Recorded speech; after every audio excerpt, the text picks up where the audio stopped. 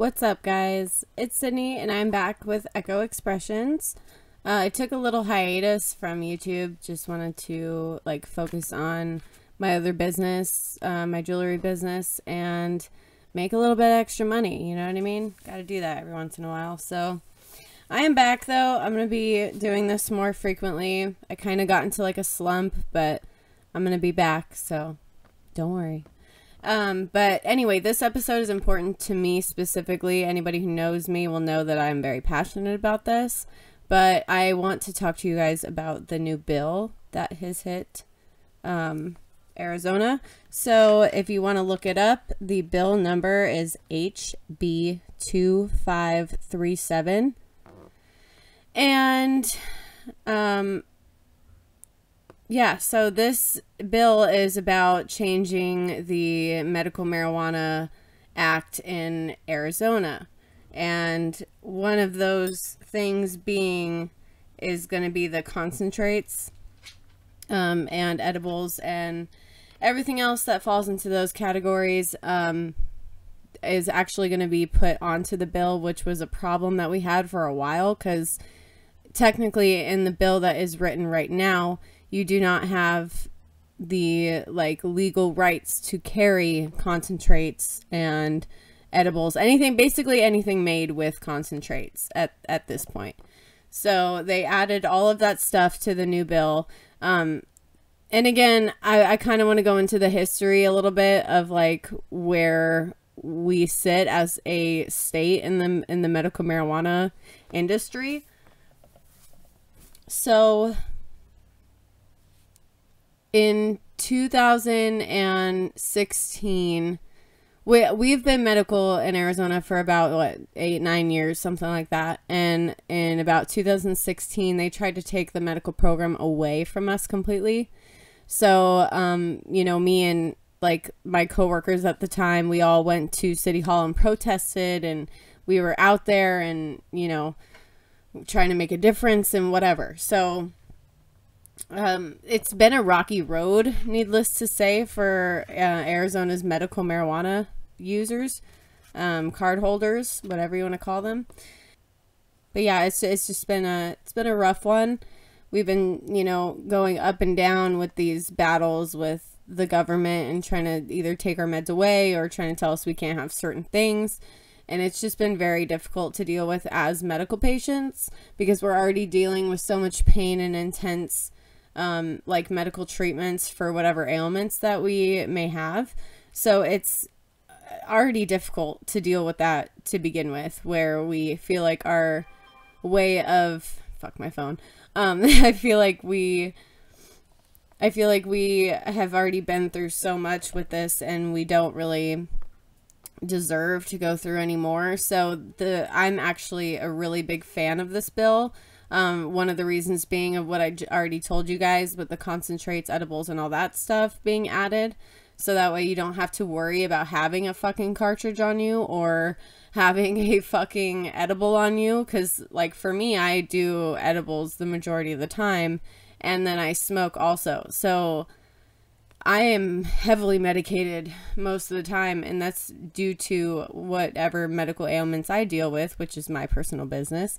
And I was very affected by this, because the thought of not having my medication to get me through the day physically was terrifying.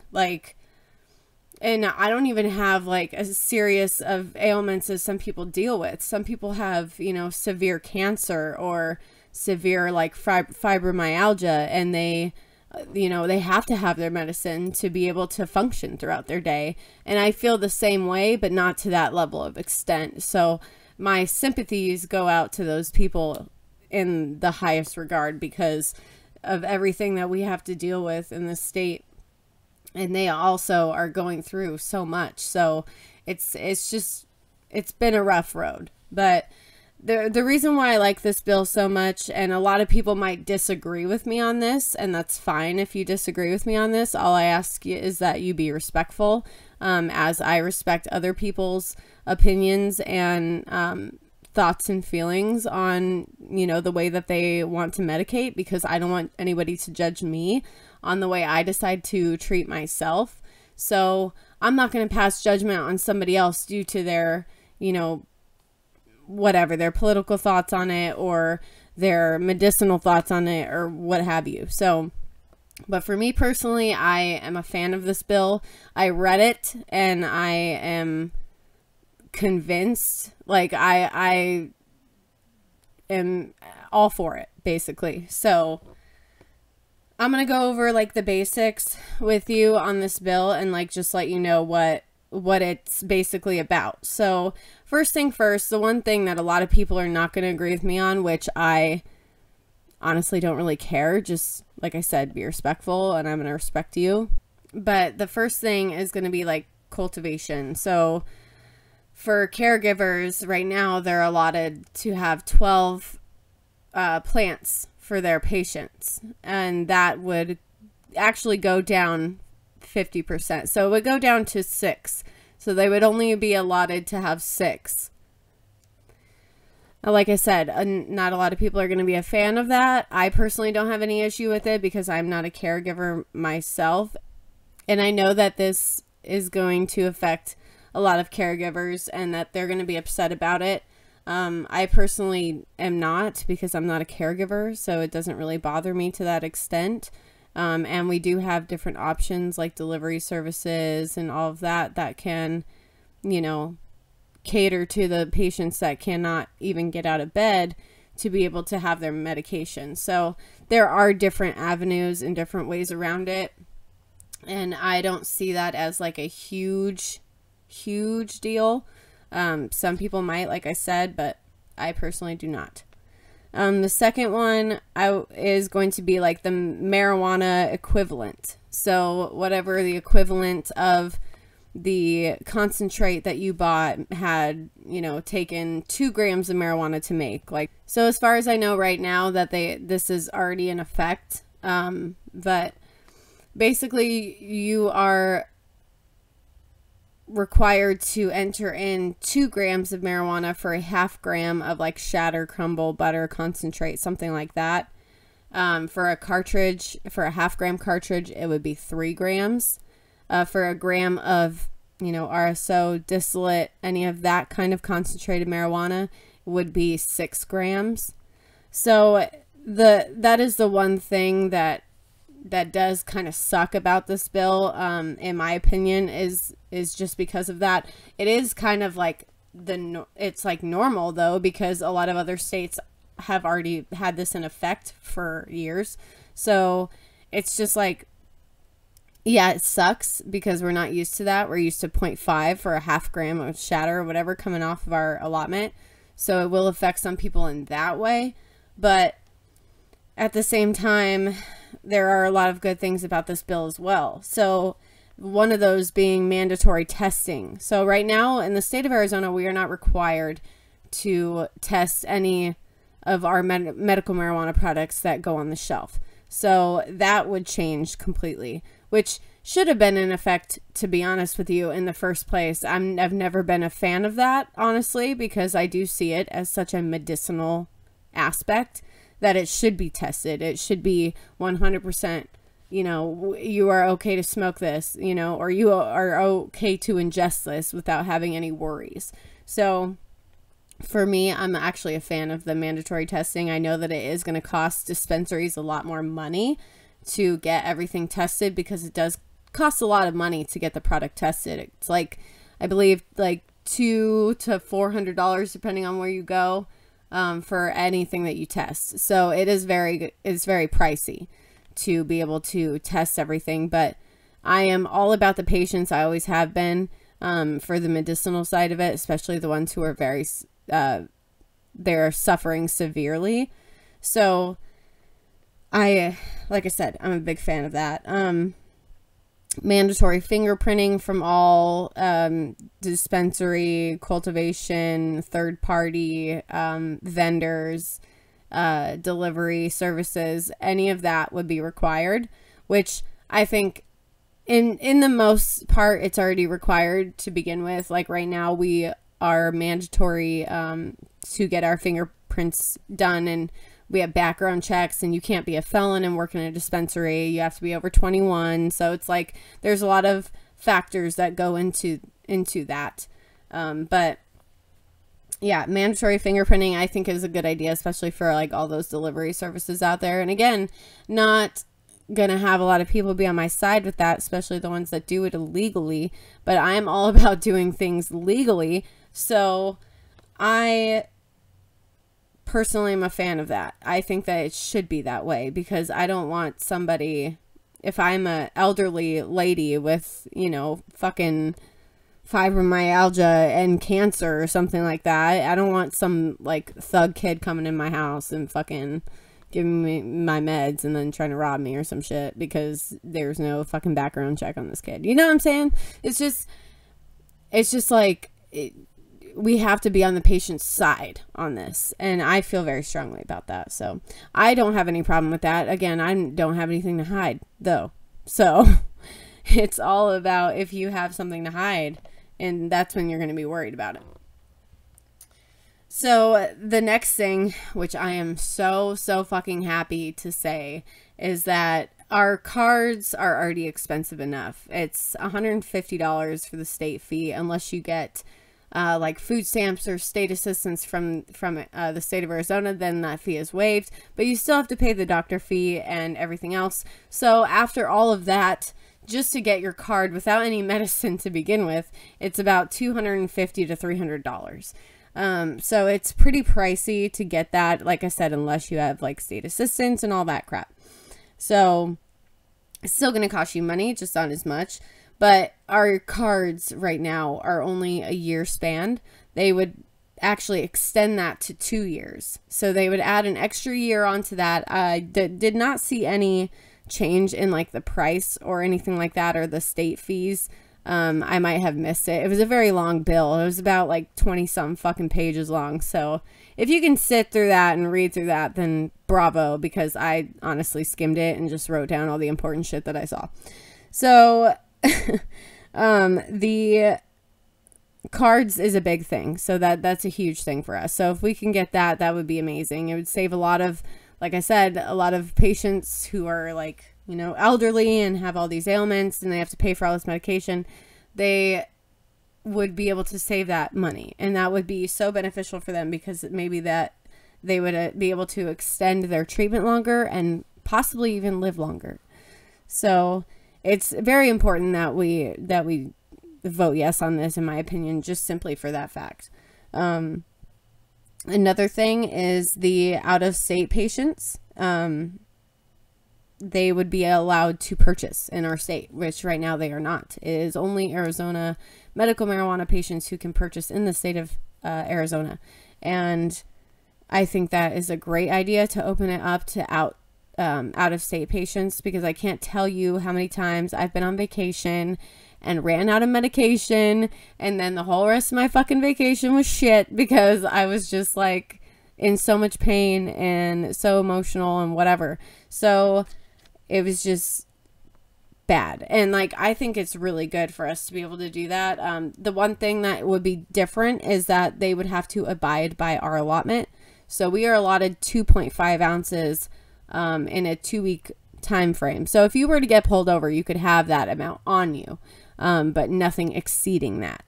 So I think that that's also good, because it doesn't give them an advantage over the people who are currently in that state. And I don't believe that we would have access, or I don't know actually, because we would have to be able to check their out-of-state cards and put it in to an allotment, but I don't know how that would work. So if they come up with some kind of system though where we can do that, like we have now with just the Arizona cards, but maybe enter in a different state to check their allotment. This really is only important for the dispensary agents or whatever that work out there. But yeah, no, it would be really cool though to help like out-of-state patients, because we do get a lot of walk-ins, especially at my shop, because people don't know, because the states surrounding us are rec, so they just assume that it's like rec, and they, you know, they come in expecting to get meds, and we have to turn them away, and it sucks. But yeah, so that would be cool. And then also as far as like going back to the testing, like the third party edibles testing would be the same. So like, for instance, in my shop, we make everything ourselves besides edibles. So we make all of our concentrates, cartridges, blah, blah, blah. And we grow all of our own flour, all this shit. We have third-party edibles right now because we don't have a kitchen in our cultivation center. So as far as the dispensary side of it goes, the dispensary would not be liable if some third-party edible or something was to come back and be, you know, like negative for the test. Like something is, you know, wrong with it. And then we would not be liable, which is good for the dispensary owners and managers out there, which is a very select few of you, but that's fine. But also inspections. So inspections would be starting June 1st, 2020. And I believe it said every 6 months. If somebody reads it and notices that I have the time frame incorrect, please correct me and let me know politely in the comments. But yeah, so we would have, I believe, every 6 months mandatory inspection for the dispensary, cultivation, everything, which I think should be admitted anyway. It should have been admitted in the first bill, but you know, whatever. And that just keeps, you know, the possibility of like mold and stuff like that in cultivation centers. That has been a big thing, and that's probably one of the biggest things in cultivation centers that make the medicine really not safe for the patients.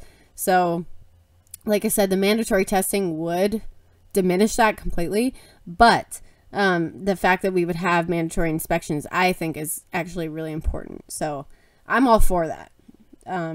It's really the dispensaries that don't comply with the state that are going to be worried about that. And we don't want those people around anyway, because they're going to poison us. So fuck you guys.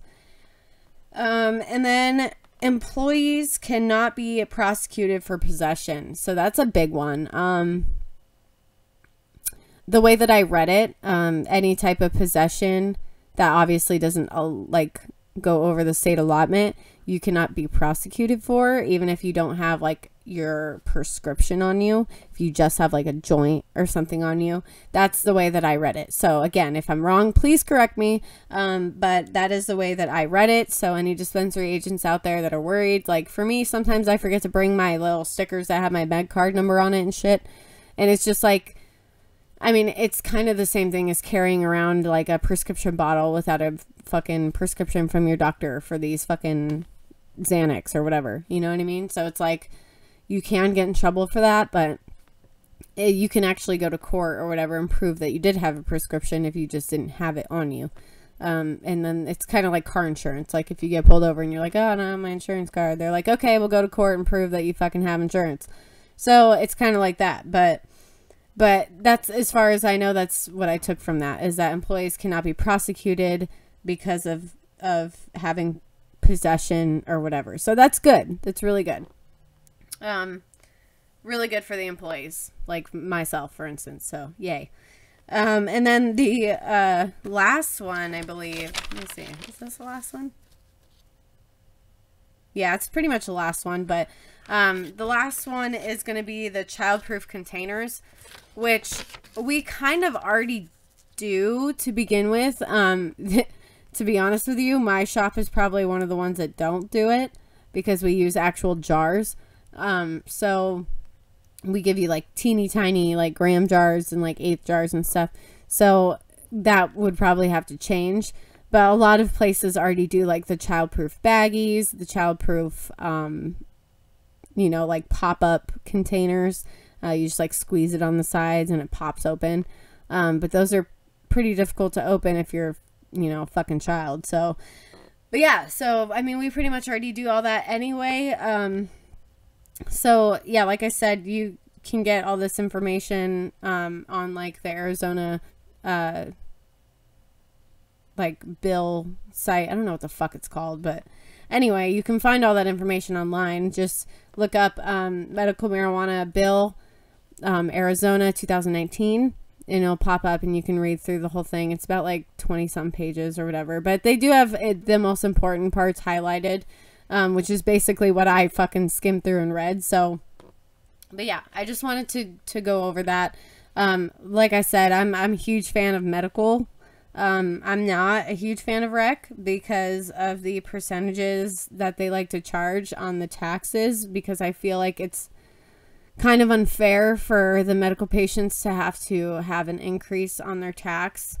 But I just want to give you a few examples of that. So all of this information that I'm about to tell you, I did find on the taxfoundation.org. So you can go look at that if you want. But I'm just going to do like kind of the surrounding states or the closer states to us. I know that there's some on the East Coast that are rec now, and that's great. I'm fucking so happy for you guys. You guys, even some of you even skipped over medical completely and just went straight to rec, you fucking badasses.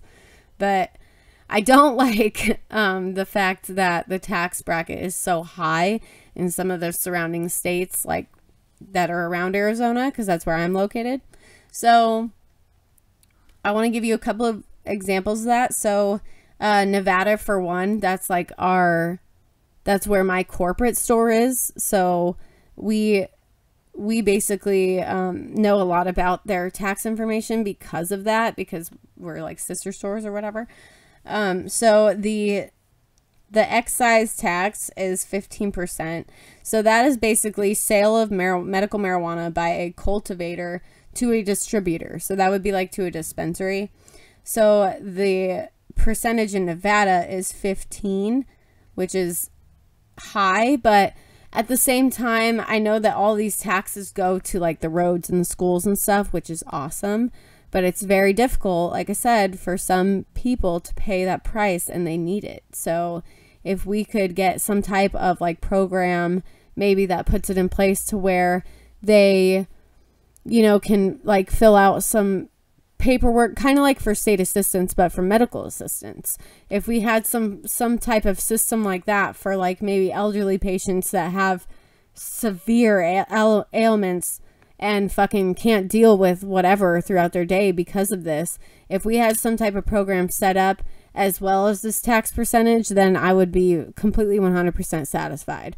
And I wouldn't mind even paying that high percentage, because I know that I can go with a little bit less than what I do now, and be okay.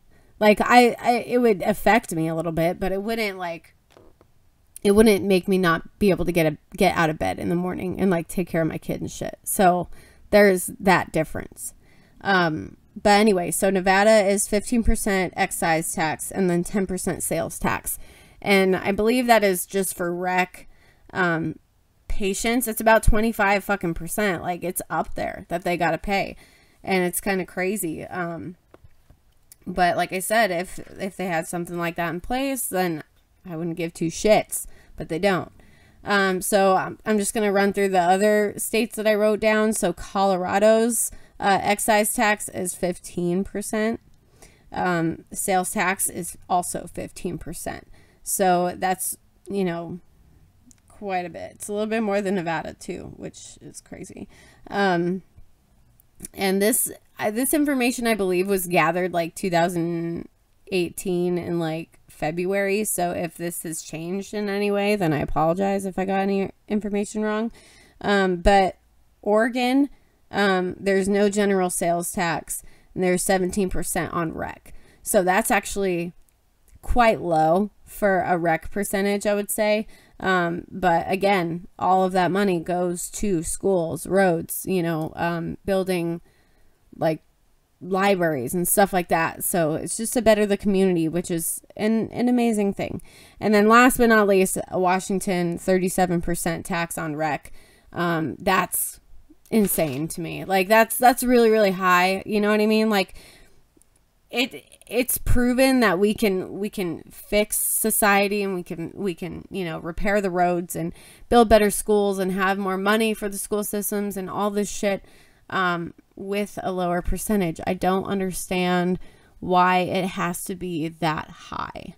So if anyone actually has any information on those states, like if you're from Colorado, Nevada, Oregon, Washington, anything like that, and you want to share any additional information, please feel free to do so. I would love to gather any more information that I can. Again, I've been in this industry since like 2013, 14. So it's going on about 6 years, and I'm still learning every single day. So it's like there are things that, I mean, basically the first like couple of years that you work at a dispensary, you're just trying to remember the fucking strains and what's in them and the percentage and what, you know, THC and CBD and THCA and CBGs and CBNs and all that shit is. You're learning about the plant itself, basically. So the learning about like the legalization and the percentages and all that shit in other states is an ongoing process, especially since because what the fuck was that? But okay, anyway, because it's so rapidly changing all the time. Like, it's never the same. So it's very interesting to like learn about other places and what they deal with, because a lot of people, I have a lot of friends that are out of state due to like the music that I'm into and stuff. So I get to see them and talk to them, and I kind of have like a little bit of grasp on like those states and like what their percentages are and like how good their weed is and like how the percentage of THC is and what's, you know, the percentage difference of THC in comparison to rec to medical, because that is a big thing too. Like I think California, it's like fucking 15-20% at the most for rec or something like that, and then above that would be like medical grade, I believe, but again, if I'm wrong, please correct me. But yeah, so it's just like very, very important. I feel very strongly about this bill. If you do not, then that's fine.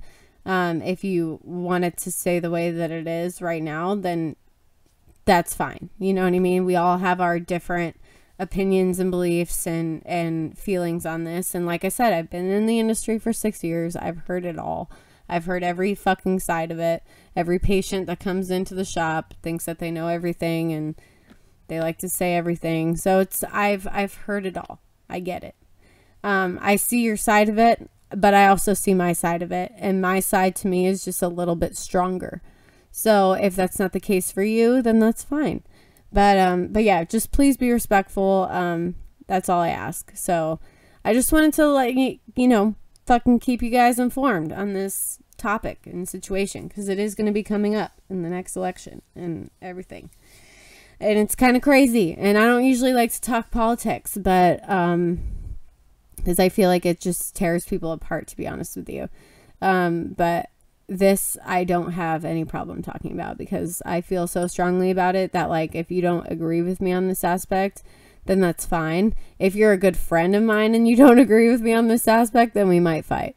But yeah. So I just wanted to keep you guys informed, and want to make sure that I encourage all of you guys to go out and vote, especially if you're a card holder. And I'm not telling you to go vote for this way or that way. I just want you to get out there and vote in general, because there's not a lot of people, a lot of younger people that have that passion to actually like want to make a change in their government. And I feel like that should change. So if you are a younger person, please just make sure you're registered to vote, and please just sign up to vote, because it's very, very important. And I just think it's really important that we don't sit here and bitch about what's going on, that we actually just try to change it. So yeah. But anyway, thank you guys for listening to this podcast. If you're not a user of medical marijuana and you're just kind of interested in it, I hope this was semi-informative for you. There is so much research that you can do on it if you are deciding to go this way, this route, the medical marijuana route, if your state obviously allows it. But there are so many different things. If you guys have any questions on it or whatever, you can always feel free to ask me. You can contact me at on Instagram at Sydney's Poisonous. And then my jewelry shop actually is at Perfect Poison Shop. I just put a bunch of new pieces up. I do like random pieces here and there, like a lot of like Disney and Halloween type things, but I also do like superheroes and a bunch of different shit, and then a lot of crystal necklaces and stuff like that too. And I'm starting to make gauges now too, so it's kind of cool. I'm kind of in the process of like learning, so they're not really available yet, but they will be soon. But yeah, thank you guys so much. If you want to follow the Echo Expressions page too, you can. It's actually now rebranded, so it's just my YouTube page in general. So it's at Sydney's Poisonous YouTube, so you can go follow me there as well. And like I said, please leave comments. Please feel free to like educate each other. Just be respectful while you're doing it, okay? Thank you so much, and I will talk to you guys later.